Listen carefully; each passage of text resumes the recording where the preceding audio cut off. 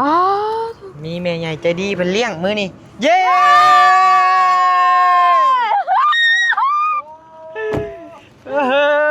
ไปพอตะกี้แล้วพออยู่นั่งในนี่นี่พอนั่งบึงงัวบึงควายโอ้ หมดปีมาหมดมาพี่มาเอ้เจ้าติดนี่ตังหักพอพุ่มน่ะติดนี่ตังหักบ่แม่นน่ะพอเจ้าดอกจะลงมาถามตะกี้ว่าพอเธอไปว่าแม่บัน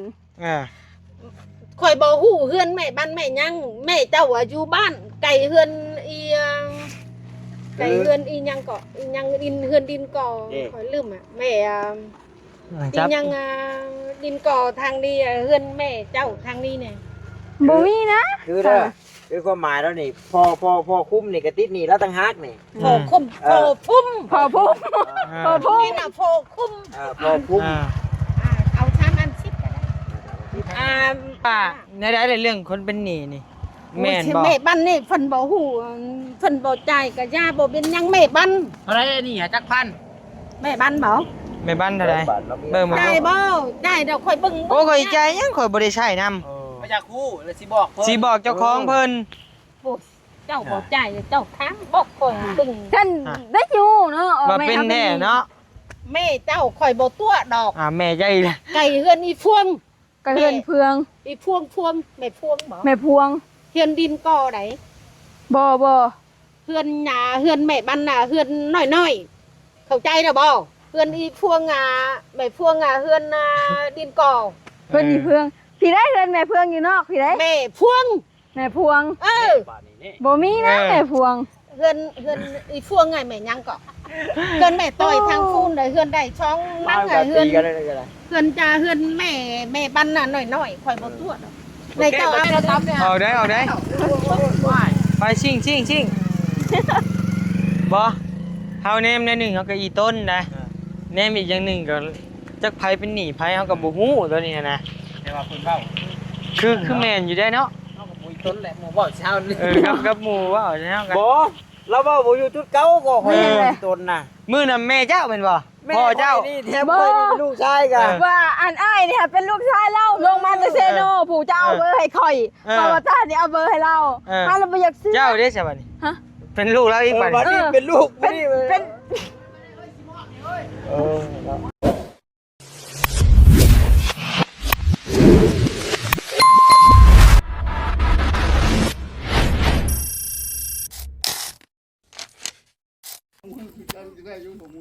มา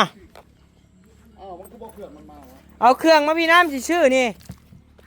เอาเครื่องลงมาพี่น้ำลงมาพี่มาน้ำหนีไผเป็นลูกไผบ่ตามาเบิ่งดูคนนี้บ่มาทวงนะเลยบ่เบิ่งข่อยสิเฮ็ดเบิ่งมื้อนั้นมันมาทวงกับพ่อน้องน้อยมื้อนี้สิทวงกับพ่อพอดีฮู้ไปจักว่าลองเบิ่งพี่น้องเนาะเบิ่งลงมาเบิ่งเด้อมื้อนี้เพิ่นสิทวงเนาะไผเนาะสบายดีพ่อแม่จะบ่เป็นหนี้อีหลีบ่หน่อยเอาคักแน่เด้อเฮ้ยเอาคักแน่ได้พ่อเปหาเปได้ซิแล้วบ่ได้ซื้อเปไปซื้อพี่มาพี่กลับยากบ่มาแต่คนบัดนี้มาแต่คนมาพี่ไผติดหนี้เจ้ามาพี่มาชี้เบิ่งดูไผติดหนี้เจ้าคือหลายเถื่อแล้วมาเวียดใหญ่อันเวียดลาวมาใส่กันเบิ่งดูไผติดหนี้ไผนี่สบายดีโดยเวียดมาได้เชโน่บ่มาแต่ดงเห็นมาเบิ่งเอาซื้อแนวใดบัดนี้มาน้อยซื้อแนวใดแม่นบ่ลูกแล้วนี่บ่ฮู้ลูกเพิ่นลูกเพิ่นข่อยบ่จื้อลูกเพิ่นบ่จื้อไปพอนี่ก็จื้อในข่อยบ่ตัวดอกพอตะกี้แล้วพออยู่นั่งในนี่นี่พอบึงงัวบึงควายข่อยบ่ตัวหมดปีมาหมดมาพี่มา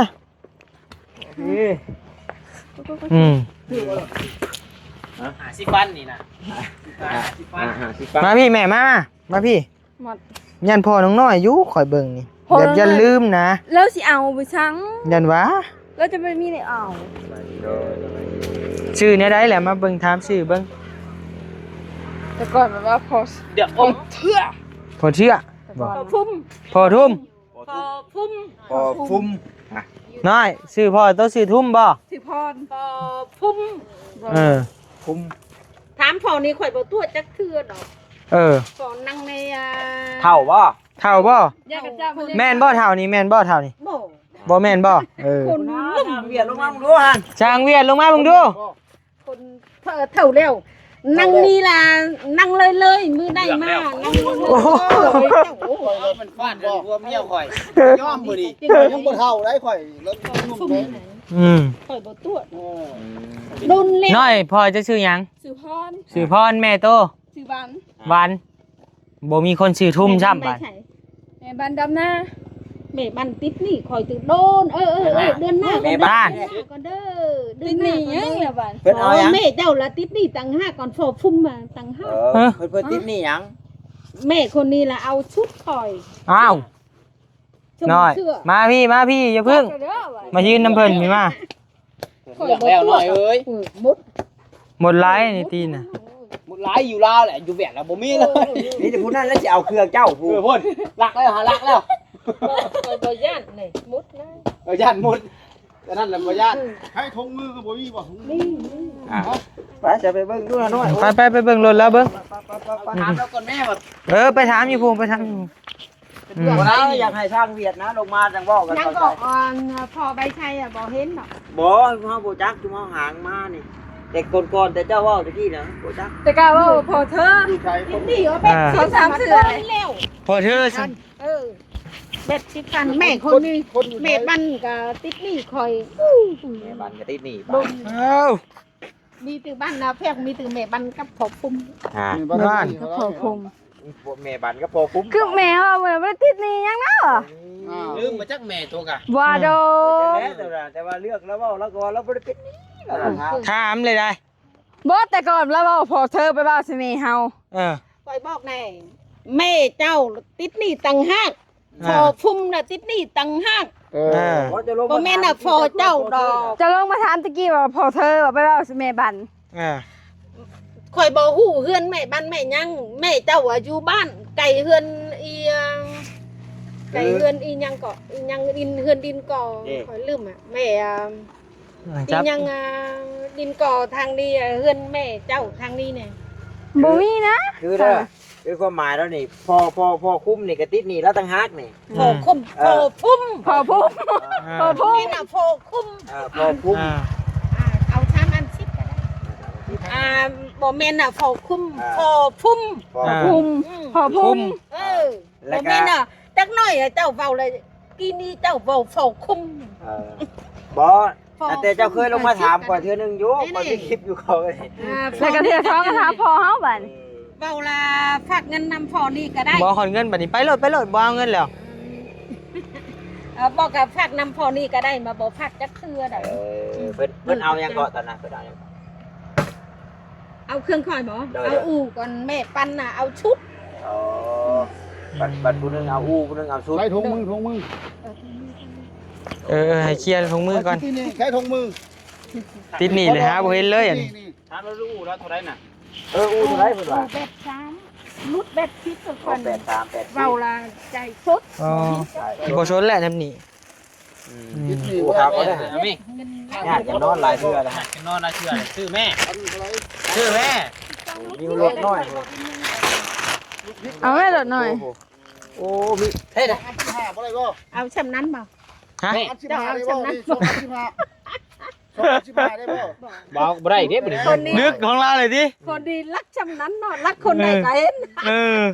โอ้ยหลักหลุดเห็นแล้ว มาเตะดูนี่ ได้เก็บมาเบิ่งดูไอซีเอาซีนี่ นี่จอง15นี่ ตัวนี้บ่คือใดตัวนี้บ่แม่นน่ะพอคุมเอาตัวนี้ใดพอคุมเอาตัวพูนเอาตัวนั้น ตัวนี้บ่ พอคุมเอาตัว อันนี้80,000บ่แม่ นี่ก็อู้บ่อ่ะ อู้ใด เอาแล้ว จะเอา10เม็ดเราเคยรู้จัก10เม็ด นี่คนมีเท่านี้นี่ คือหลายตาเท่บิว ของมีเท่านี้ มันบ่ได้ ชิมหา หลายตาเลย เนาะ มาสิตื่มมา คือ5,000เพิ่นมาทวงหนี้แล้วพี่น้องเอ้ย ทวงหนี้พอพุ่มพอเพิ่ม เกือบเนาะ เอาอีกอันหนึ่งกันมา พอคุ้มมื้อนี้น่ะ เด็กน้อย พอคุ้มกับแม่ปันมื้อนี้ หายแล้วงาน ตอนนั้นมันพอเธอ โอ้เธอตอนนั้นค่อยนี่ได้เป็นลูกแล้วกันตอนนั้น ขายบ่ลูก บัดนี้แม่โตเป็นหนี้บัดนี้ฮะ เดี๋ยวจังแล้วเนาะ มื้ออื่นแหละตอนซัมมี่แหละเจ้ามาโลดเอื้อยเอาแม่เจ้ามาบัดนี้ โดย เออ มาประทาเบิ่งสิ มาประทาเบิ่งบัด ว่าขี้แจงเบิ่งเนาะ 15,000เงินค่อยให้เจ้า15,000เราตื่นให้5,000 เราตื่นพี่ เอามานี่อีกบัดนี้เจ้าอย่าได้ดังมวยนี่เจ้าอย่าได้ ต้องเงี้ยบ่ บ่แม่นจัก นี่แดดนี่แดดโต๊ะ แดดไปว่างาม เอาตัวใด นี่นี่ตัวได้นี่ ตัวนี้บ่เช่น5คือเก่า เอ้าใช่ว่า80กี่นี่ ตัวนี้นี่แม่น อ้าวคอยเลยว่า80 โอ้ย นี่นี่ โอ้ยอย่าท ตัวดอก อันนี้ก็ชื่อบ่เมื่อจะได้ 80 ตัวนี้ แชนไป ำแสนห้า แชนห้า ยังช้องน่ะมึดแล้วใครรู้แต่เจ้าชิดฟันบ่เป็นยังโอเค เป็นยังบ่แพง ตัวนี้บ่ อืม ตัวนี้เจ้าเอาบ่ น้ำข่อยมีนะน้ำข่อยมีแต่ข่อยถามเจ้าว่าเท่าใด มี ข่อยจะ โทร มา ศั ขา พ ย ท์ทางบ่ตัวนี้เรียกวัดตัว บ่แล้ว เอิ้นละโหเอิ้นละเพราะเจ้าเอิ้นละ คนโต๊ะขึ้นมา ก็เจ้าเอิ้นละ น้ำฝาได้นี่น่ะเบิดเลยเนาะไปยันเราเครื่องเราเปียกไป มาขอบใจน้องเดม คอยอยากได้เด้เปนี่มันหักแพง ข แท้ อโทษอะไรเด้อผู้ที่เจ้าถามหาผู้บ่ได้มา ใครรู้แต่เจ้าชิดฟันยังช้องดังอ่ะมึดแล้วมีโทรศัพท์ทางบ่ มันแพง นี่แต่ ยังช้องดัง นี่แต่หมอไผ่แล้วสิมาขายให้เอาหน่วยเท่าไหร่ แปลว่าในได้เรื่องคนเป็นหนี้นี่แม่นบ่ แม่บ้านนี่เพิ่นบ่ฮู้เพิ่นบ่จ่ายก็ย่าบ่เป็นหยังแม่บ้าน เท่าไรนี่จักพัน แม่บ้านบ่ แม่บ้านเท่าใดเบิ่งมา จ่ายบ่จ่ายเดี๋ยวค่อยเบิ่ง โอ้ข่อยใจยังข่อยบ่ได้ใช้นำ มาจากคู่เลยสิบอกเพิ่น สิบอกเจ้าของเพิ่น โอ้เจ้าบ่จ่ายเจ้าค้างบ่ค่อยเบิ่ง ท่านได้อยู่เนาะ ว่าเป็นแน่เนาะ แม่เจ้าค่อยบ่ตัวดอก แม่ใจละ ไก่เฮือนอีพวง กระเฮือนเพือง อีพวงแม่พวงบ่ แม่พวง เฮือนดินก่อได บ่ เฮือนหญ้าเฮือนแม่บ้านน่ะเฮือนน้อยๆเข้าใจแล้วบ่เฮือนอีพวงแม่พวงเฮือนดินก่อ เพิ่นนี่เพืองพี่ได้เฮือนแม่เพืองอยู่นอกพี่ได้ แม่พวง แม่พวง เออ บ่มีนะแม่พวง เฮือนอีพวงไงแม่ยังก็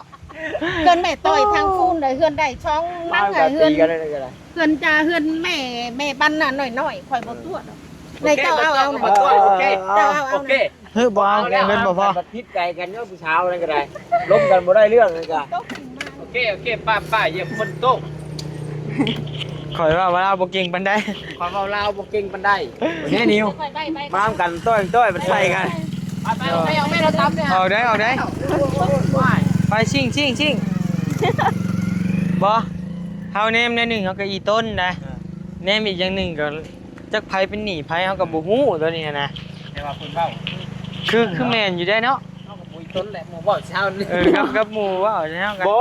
เราเว้าบ่อยู่จุดเก่าก็ข่อยตนน่ะ มื้อนั้นแม่เจ้าเป็นบ่พ่อเจ้า นี่แถมข่อยนี่เป็นลูกชายกัน ว่าอันอ้ายนี่ค่ะเป็นลูกชายเราลงมาจากเซโนผู้เจ้าเอาเบอร์ให้ข่อยเพราะว่าตานี่เอาเบอร์ให้เราถ้าเราบ่อยากซื้อ เจ้าเด้ใช่บัดนี้ ฮะ เป็นลูกแล้วอีกบัด บัด นี้ นี้เป็นลูก เป็น บ่การเข้าใจอยู่กะบาปอยู่ทางกะบาปแต่ว่าเว้าบ่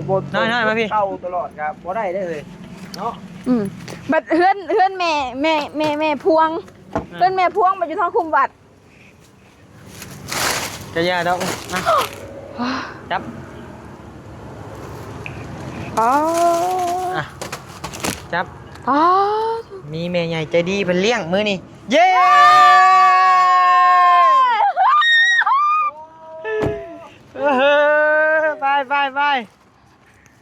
ไปให้ซาเบลให้บาร์บี้คนละถุงเลย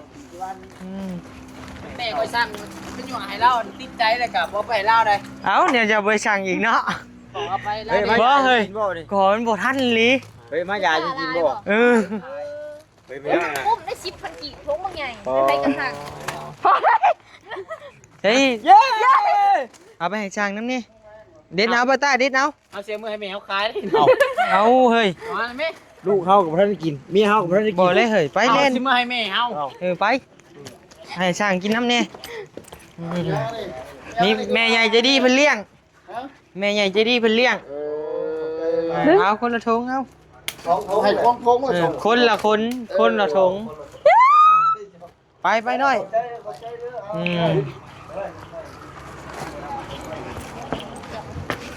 ใส่บ่ตาเดี๋ยวเอาแล้วไปหอยเมียนน้อยไผอยากเลยกินโลดนี่แม่ใหญ่เพิ่นเลี้ยง เอามาให้น้องว่าไปขายไปขายด้วยนี่ แม่นเลย โอ้ย เอ้า เอาแม่จะใส่รถหล่อขายให้สิเอามาให้ รถก็มี ให้สิลงทุนให้ เอาเจ้ามาเด้อจ้ะ ฮะ เจ้ามาเด้อจ้ะ เอามาให้มื้อนี้มื้ออื่นเช้าจะก็ไปขายเพนจะก็มานี่ อย่ายังจะเลย เอาบ่ จะขายแบบไหนแบบไหน เอ้าทงละ10,000ได้กำไร50ขายหมดนี่ได้แล้วขายน้ำมันขายซองพวงกะ รอตามบ้านเป็นมือได้ขายได้หน่อยเอ้ย โอ้ยทง10,000นี่ พอซื้ออยู่ ผู้เต็มปากเต็มคำหมอนี่คือบ่เว้าว่ามื้อนี้วะ อกหักเด้ เนี่ยผิดปกติได้ปกติเหรอ ไปพี่น้องเอ้ยเนาะมีแต่ขอบมกขอบใจทั้งแม่ใหญ่ใจดีเพิ่นจากผู้และเอา โดยสบายดี ขอบมกขอบใจเพิ่นแน่โดยอยู่ดีมีแฮงเด้อแม่เด้อเนาะที่อุดหนุนแม่บ่นิวแล้วก็มาเลี้ยงทีมงาน โดย สร้างเนาะจังได๋ก็อยู่ดีมีแฮงเด้อแม่เด้อเนาะโดยบอกแม่น้อย ขอขอบใจแม่ละลายเด้อก็ขอให้แม่อยู่ดีไม่แห้งความเจ็บไว้ได้ความไข่ไว้มีปรารถนาสิ่งใดขอให้ได้สิ่งนั้นสมความมุ่งมั่นปรารถนาอย่าเจ็บอย่าจนลำรวยๆเด้อแม่เด้อสา สา ธุ ธุ จะไปเฟซเราเลย อ่ะๆไปพี่น้องเอ้ยจังว่ากันเนาะพี่น้องเนาะโดยโทรเบิ่ง น้องไผคือหลานก็บ่เห็นเอา เอาแม่เอาไปเมียนหอยเมียนแม่ยันบุมันมีหลายเลยบุมีคนกิน ใช่อีสายดิ หน้าบ้านน่ะอยู่บ้านนั่งครับ เออมาไปไว้บ่ได้หามรถคุณช่อยได้นี่มาท่านี่ ล้มยังนี่ เอา จำนี้ละจุ๊บ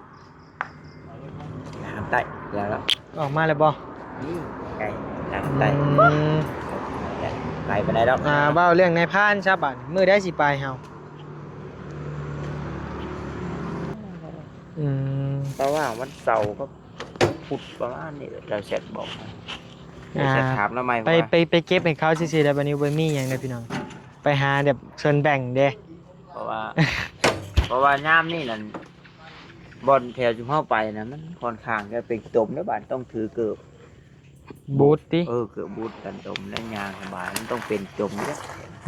รถจักรเลยเฮา โอ้มันเป็นไปได้บ่เปื่อนรถจักรเราอะ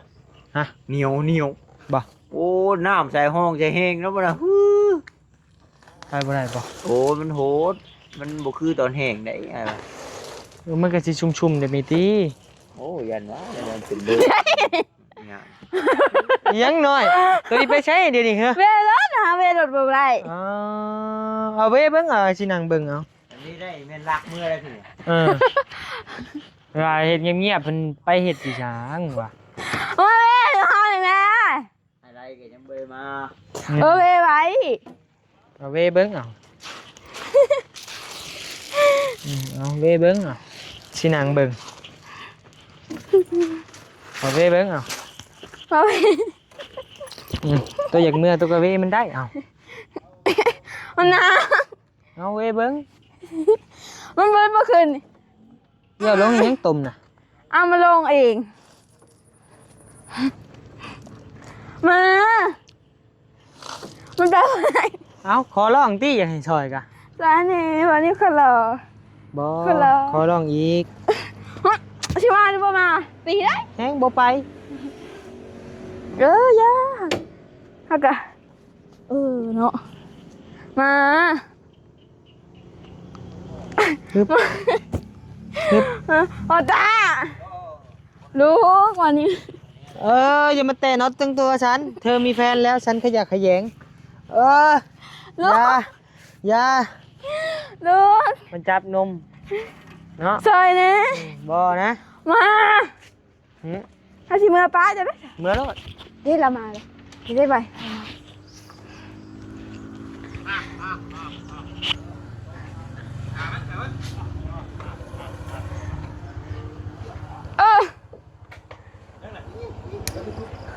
มาซอยนะ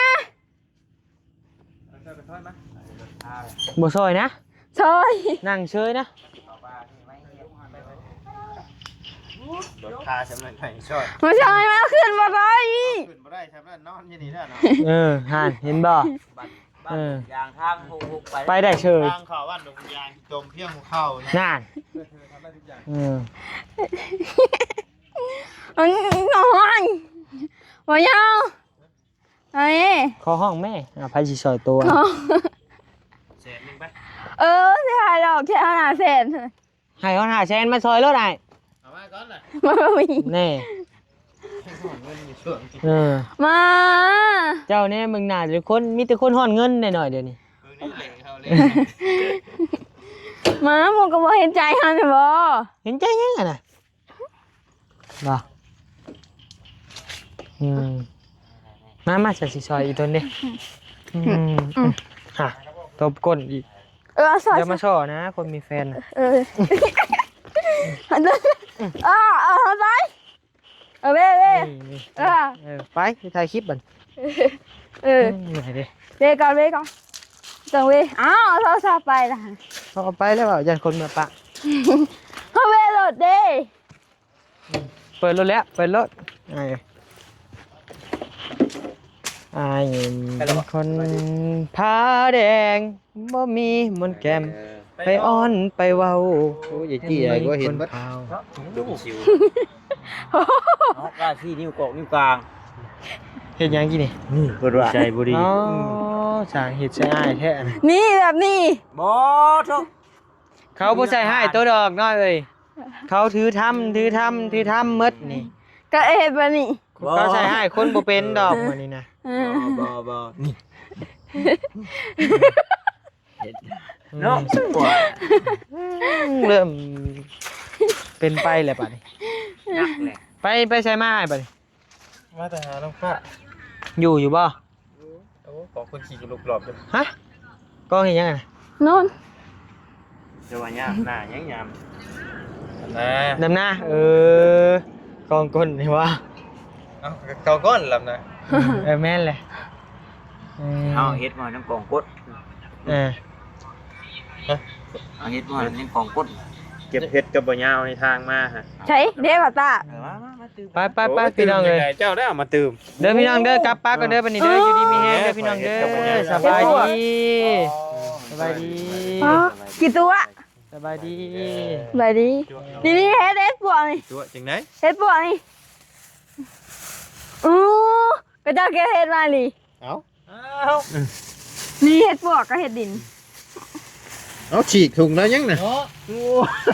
มักสิชงได้เลย โดนนะดิ ใช่ใช่ ชื่อให้เมียแล้วเด้พูดแท้ใส่กะโอ้ยบัดดิงัดเข้าไปน้ำอีกตายเลย ยัดเขานี้นะก้อนแน่ลีเนาะวันนี้เนาะไปพี่น้องเลยสบายดี